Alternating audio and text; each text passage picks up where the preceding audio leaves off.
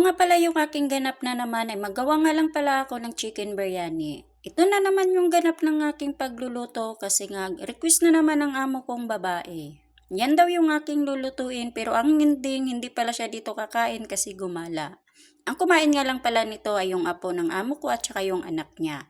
Hello mga kakabs, ito nga pala muna ako ay maghugas nga muna ako ng manok. Ito nga pala ay nakagayat na to kasi pinapagayat ko lang dito sa kasama ko. Yan nga pala ako na lang yung naglilinis at syempre hinugasan natin ng maigi yan kasi nga mga stock yung mga manok nila dito, hindi naman yan bagong katay. At yan nga pala yung aking ginagawa ay nagayat nga lang pa ko ng makadaming sibuyas at saka kamatis kasi nga ipeperito ko muna pag una yung sibuyas para naman ay tuloy-tuloy na ako sa aking pagluluto. Ito nga pala yung aking ginagawa, bali nga pala sinalang ko muna yung sibuyas para naman pagluluto ko ng biryani or yung manok ay diretso-diretso na.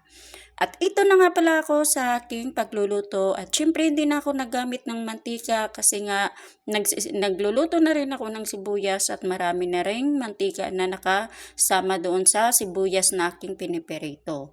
Ito nga pala inilagyan ko lang din siya ng mga seasoning niya. Alam niyo yung mga seasoning nito kung ano yung ginagamit ko sa pagluluto ng kabsa, yun lang din. Sa totoo lang meron naman talagang pang-seasoning para talaga sa biryani.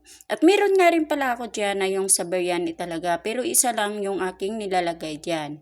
At yan ay nilagyan ko nga pala ng cinnamon powder at syempre pagkatapos naman ng paggisa ay nilagyan ko na lang din siya ng yung yogurt. Bali nga pala yung nilagay ko at isa at kalahati.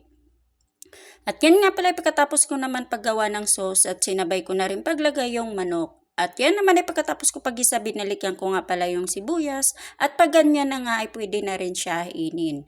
Hahayaan mo lang yan siya dyan hanggang sa maluto yung manok.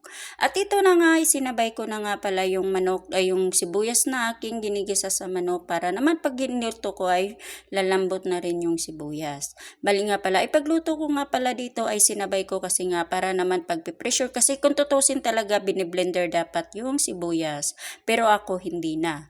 At yun naman ay papakuluan ko lang din siya sa mahinang apoy. Bali nga pala ay sa kalahating oras pa rin yung aking pagluluto dyan. Or depende na lang yan kasi nga hindi naman nakarami yung sabaw.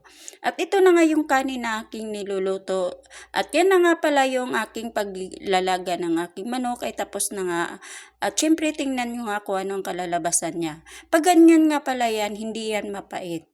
Kasi nga meron siyang yogurt. Normal lang yan na medyo malasahan mo yung sibuyas kasi nga hindi naman siya nakablend. Pero pag yan ay nilagyan ng kanin, mawawala din yan. O, di ba? Ganyan lang yung paggagawa ko niyan.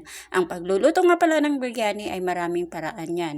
Pwede naman siya hainin at ipaibabaw ng kusa sa kanin. Ako naman kasi, kung ano na lang yung aking ginagawa dyan pag ako nagluluto kasi, hindi naman talaga nangingialam yung mga amo ko.